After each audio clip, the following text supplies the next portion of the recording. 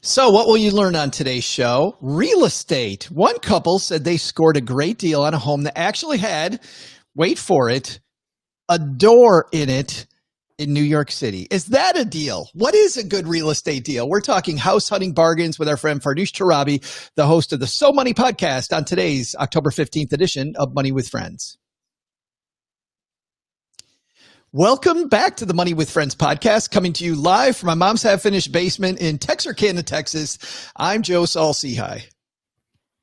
And I'm Farnoosh Torabi, host of the So Money podcast, and as Joe likes to call me, a professional talker.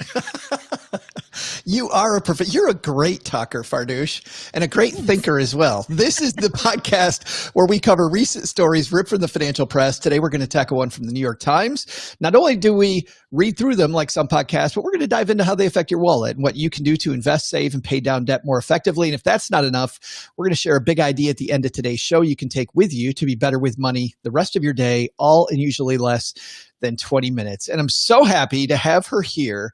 Farnoosh Torabi's with us. How are you?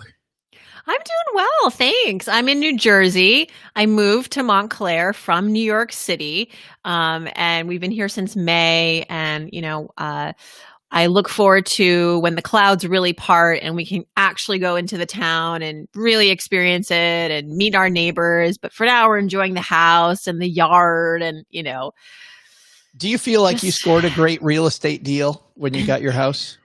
We do. And this is a nice transition to the story that I want to share with everybody. But yeah, I think what constitutes a deal is so personal, right? Everybody chooses a home for a different reason. We do actually think that numerically we did score a deal on this property because we made the bid for this home on a particular week in March 2020 that everybody was just hiding out. Did something happen in March? Yeah. So it was right when everything was turning. Yeah. And New York City had declared an emergency. Everybody's home. Quarantine starts officially. Markets plummeting, 900 points in a day after day after day. And so we had already begun the house hunt in February, and we were not lucky. We had actually made a couple of bids, outbid because the spring market had officially started and no one thought there was going to be a pandemic. So people were just buying as usual. Then March hit and everybody just kind of got scared and went on the sidelines. But a house came on the market that checked off all of our boxes. We had the equity from the house that we just sold in New York City.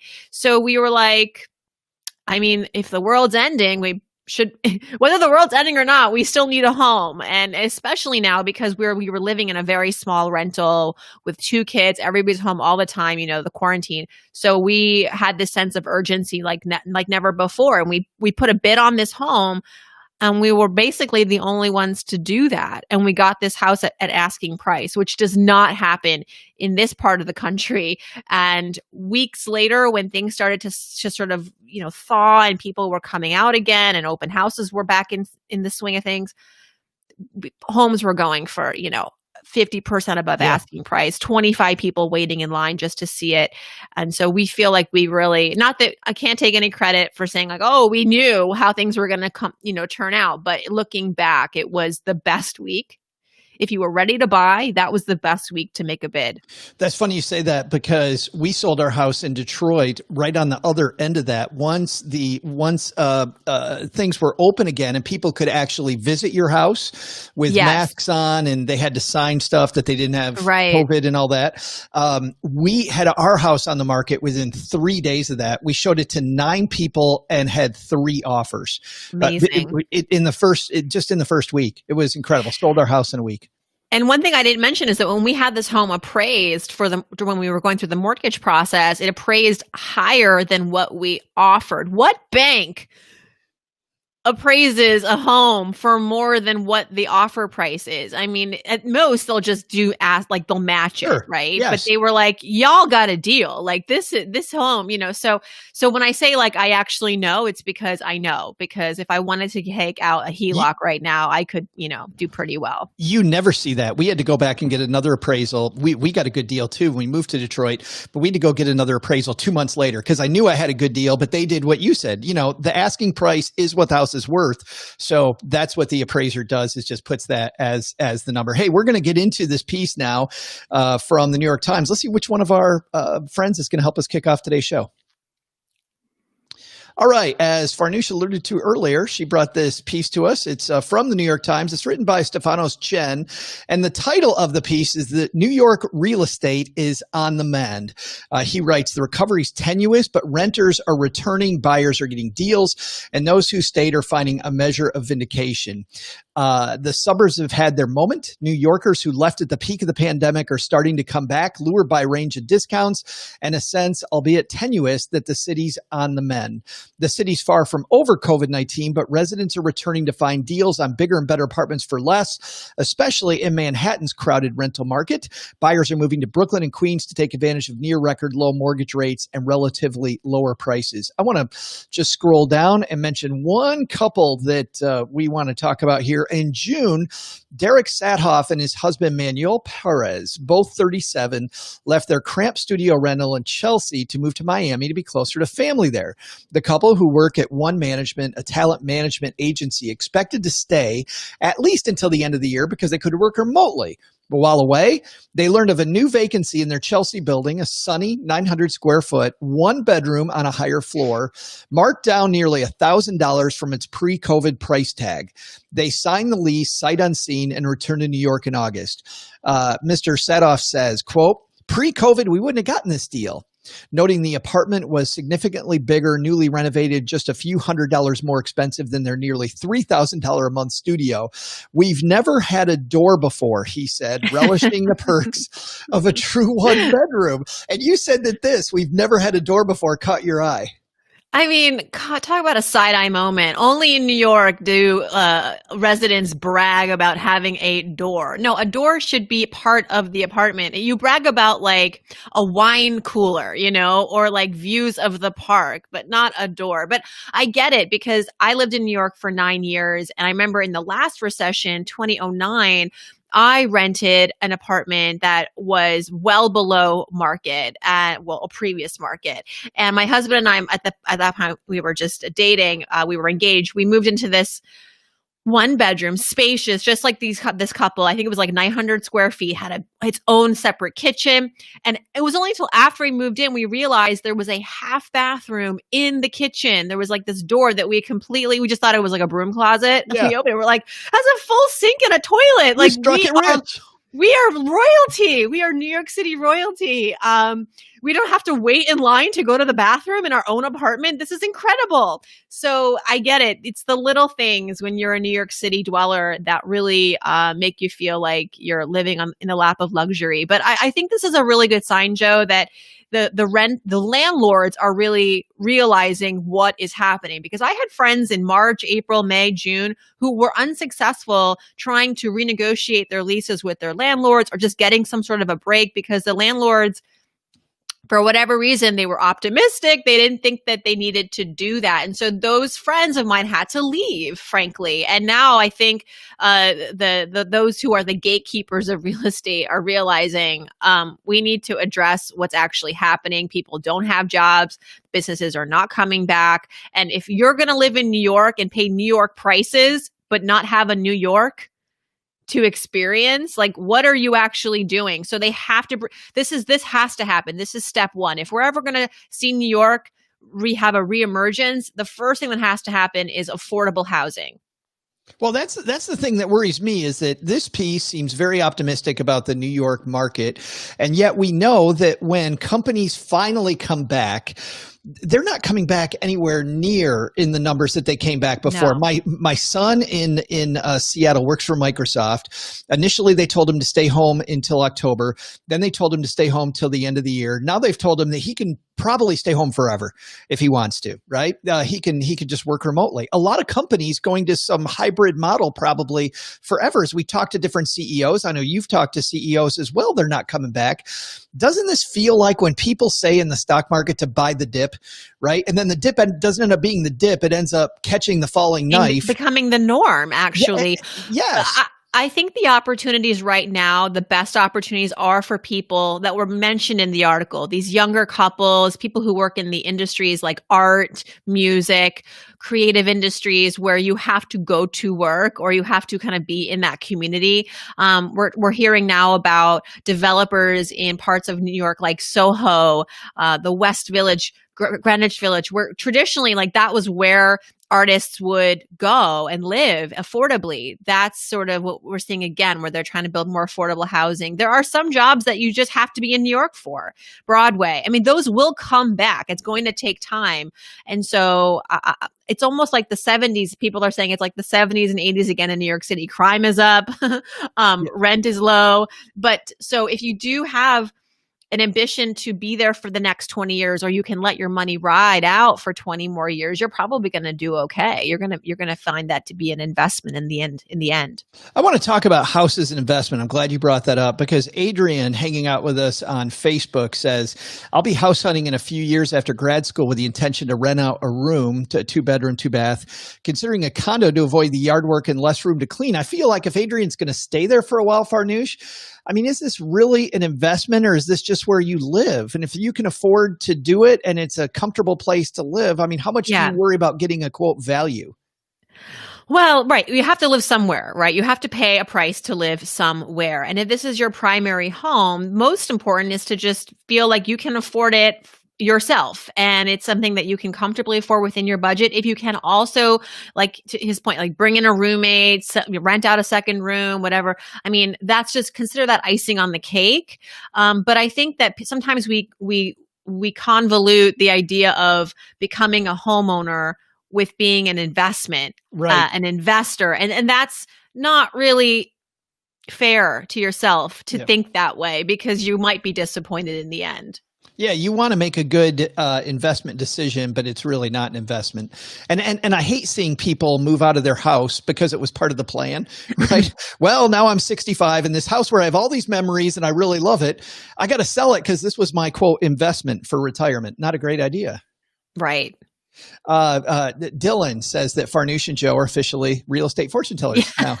Well, I've always said that I want to transition to real estate at some point. Like not now, don't worry. I'll still always come on your show and be the professional talker. But I think that my exit strategy in retirement or who knows, like my plan B is always to just get the real estate license and start selling. I am obsessed. That story in the New York Times was in the real estate section. It's the first thing I read every Saturday morning.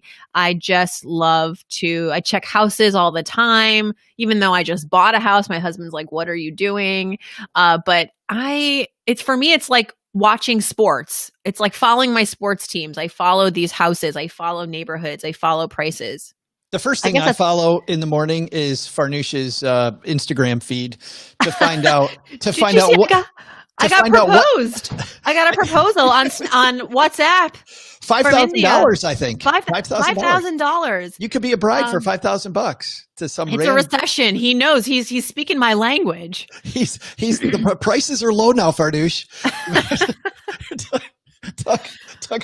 Swipe free is very valuable these days, I tell you. I'm more interested in finding out what new words your kids are coming up with because Brocco something. Well, my son is 6 and my daughter's 3.5, and she's very like advanced with her speaking. But my son had a bit of a speech delay when he was younger, and now he's fine. But he still has some words that he doesn't pronounce correctly, and I don't want to correct him. I think it's just so cute. He says things like brockamole instead of guacamole, technology instead of technology. I think that's what we should call it. Technology. Schmology. Schmology. Yeah. It's that thing we love to hate. And then he also says, remember with an N, like instead of remember, he says remember. Yeah. And I'm sure there's like I got to start writing them down. People are like, write them down, record him because this is such a sweet moment. My brother and my sister-in-law keep a diary, and whenever their kids say something really funny, and they have 8 kids, they write them down. But my brother and I have sat there with foamy beverages and just chatted, going through his old book about stuff that the kids said over the years. And and I've forgotten them all. I've forgotten them all. That's so great. Hey, back to this.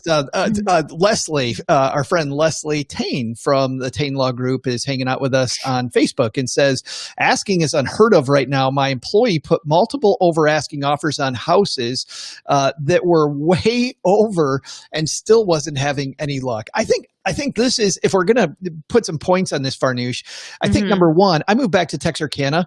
Looking at price per square foot in your area, even though it's an imperfect metric, I think is important to see where this house is compared to other houses, to see if you have bargaining power or not. And I think also looking at what price houses are going for versus what asking price is. Because there's also, to your point earlier, there's a perception of market. Here in Texarkana, you can get away with making a little bit lower. Believe it or not, the hot market of Texarkana, you can do a little less. But in New York, you're probably going to want to come in over asking. Yeah.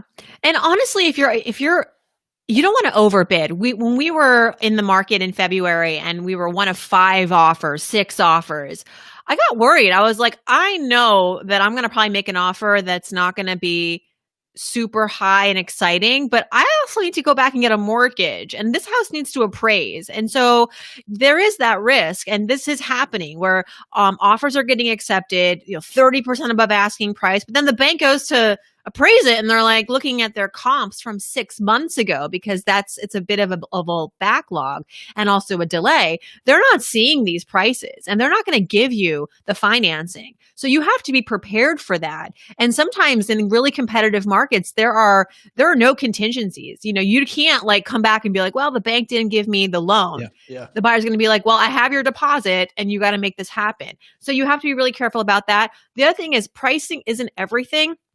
I always say, if you know you're going to be in a bidding war, find out as much as you can about the seller. When do they want to move? Do they want to sell their furniture?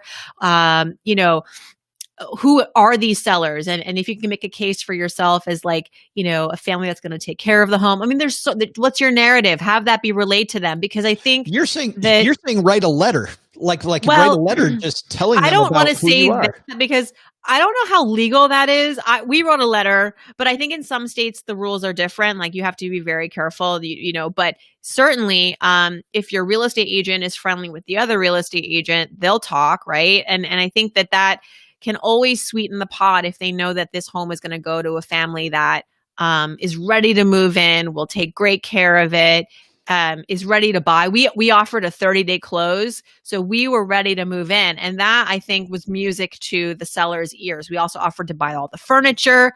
We made it really easy for them. And that's the thing. You want to write that in your offer letter. I'm going to make this we said, as far as inspections go, we're not going to come chase them and shake them down for money if there's a $200 problem. Things, Yeah. Again, these things, they go a long way. And if you don't have the highest bid, they could still get you the accepted offer. It's funny. You were able to offer them quick move in when we bought this house that I'm in. Today is day 2 owning this house. And we offered them, to try to get a better deal, some Olive Garden coupons. Like we put them in the letter. Hey, are you serious? Yeah, but like breadsticks, all they can eat breadsticks, but they saw right through that, Farnoosh, and it didn't work. Have they been to Olive Garden though? I don't think they understand. They don't get it. Yeah. Well, we still got the house anyway. We had to pay a little more. Hey, in just a moment, Farnoosh and I are going to have our takeaway from today's show. But first, want to talk about this for a second. Today's small businesses need to be able to work from anywhere. Small business owners and workers always on the go. Especially, it's funny, we're talking now, Farnoosh, with real estate and the fact that people can often work from anywhere. Because you're on the go, that often means using your cell phone for business purposes. And whether you're a small business owner, entrepreneur, or having to adjust to today's changing lifestyle, phone.com is for you. Phone.com provides you with business phone numbers you can connect to from any device. You get voice, text, call management, many additional features with phone.com. You can also add video meetings and conferencing. No more regular hassle in setting up video calls. And remember that problem with a provider that will remain nameless, where they said, privacy in your calls. Private might not mean what you think it means. Phone.com and their voice and video solutions are certified HIPAA compliant, meaning that they are private. Visit phone.com and check out how easy it is. No difficult hardware to install. You just pick a monthly plan and a new number, or use the new number that you already have. Go online at phone.com and you can be making calls in minutes. That's phone.com, or you can call them at 877-PHONE-10. And for Money with Friends, use promo code MWF and you'll get 20% off your first 3 months. Again, that's phone.com, or call 877-PHONE-10 to promo code MWF. Check them out at phone.com to see how they can help you. I always like the part of the read, by the way, where I get to spell the word phone for people that thought it was F-O-N, and it turns out it's not. It's P-H on phone.com. Wow. And now you know, Farnoosh. And now you know. Now I know a little too much about your audience. What is it? My audience is smart. The host might not be. One of the hosts is very smart, but you're not with them today. So what's the takeaway here, Farnoosh, about real estate? Whew, so many. One, I'm going to become a real estate agent. But I think you have to look at your home purchase as a long-term situation, right? And not to buy into the hype.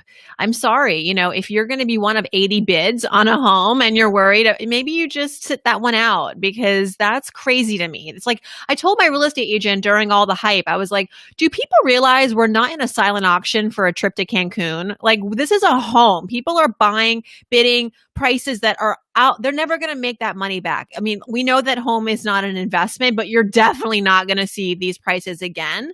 So maybe it does make sense to rent for a while, let things cool down, and then strike. But just be mindful of your long-term needs, and make sure that no matter what happens, you can make that payment every single month. It's not about like cashing in.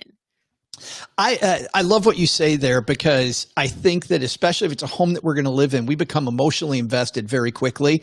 And because of that, that's why we overbid, right? We're like, oh, well, this is the house we really want. I love Warren Buffett's analogy when it comes to stocks here, where he says there's no such thing as a called strike. There'll be another one tomorrow, and then there'll be another one, and there will be another house that you'll fall in love with. So let this one go, and then see if you can find the value. Yeah. I mean, I experienced it recently where we made a couple of offers on 2 other homes, each time outbid, very disappointing. And I started to lose faith. And it was my agent who was like, a better one will be out there. Like, don't worry, just be patient. Your perfect home is out there. If it's not this month, it's next month or next year. And it was. I heard a rumor that you have a podcast. Yes. It's That's the incredible. So Money podcast, right? Who told you? Well, I'm a big fan, So tell me about So Money. So Money is 5 years in. We are a show. It's me, basically, and my guests. You've been on multiple times. It's a thrice weekly show. It's been now 1,100 episodes. Can you believe it? This is why I'm a professional talker. But the conceit of the show is that we want to make money really accessible, but also talk about money in a way that we never have before. So you're not going to come on the show and learn about how to cut coupons and get out of credit card debt. Although once in a while we talk about that. It's really about how to shift your mindset around money, how to build wealth with new strategies or different ways of thinking, bringing on guests from, Queen Latifah to Jim Cramer to Joe Saul-Sehy to talk about their lessons learned, hard lessons, and sometimes things that you've never shared before. We don't normally talk about money with like Margaret Cho and Queen Latifah and Tim Gunn, but they've got stories. And I want to expose all of that so everybody feels more connected to these people that we love, but also feeling not alone in their own money problems or money in their own money life. And then on Fridays, I answer people's questions about money. It's super fun. Suzanne Summers. Yes. Oh, come on, knock on our door. I grew up on Three's Company. That was my sustenance, probably too young to watch that show, but whatever. That was so fun though. It was so fun. She has some she's a talker, and she's got stories about why she left Three's Company. Yeah. And stories that, to this day are resonating, where, she got fired for asking for more. John Ritter was making in the 80s, get this, $100,000 an episode. What? And she and Joyce DeWitt were making like, I think, a fraction of that, 10,000, 13,000. And people were coming, and she could tell that she was a value to the show. People would show up to the live studio audience show dressed like her. Yeah.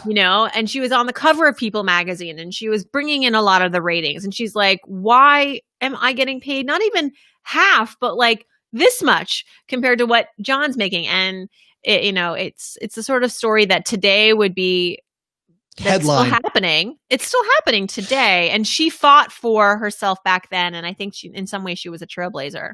I think so too. I thought that was, all the episodes are tons of fun. They're really great. But good.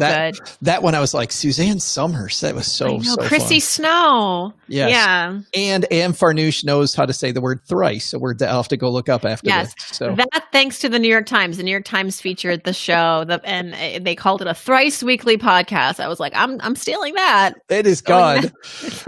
Farnoosh will be back tomorrow. Tomorrow we're going to have more Money with Friends talk. We're going to talk about, believe it or not, I don't know if you knew this, Farnoosh, there's an election coming up, and we're actually going to talk about who does better during an election. Did you know there was an election coming? I had no idea. I did, because I have my mail-in ballot ready to go. I just voted a couple days ago, and I got to now go take it to the official mail-in ballot. So many roll your eyes jokes, so little time. We'll be back here tomorrow at Money with Friends. Bye-bye.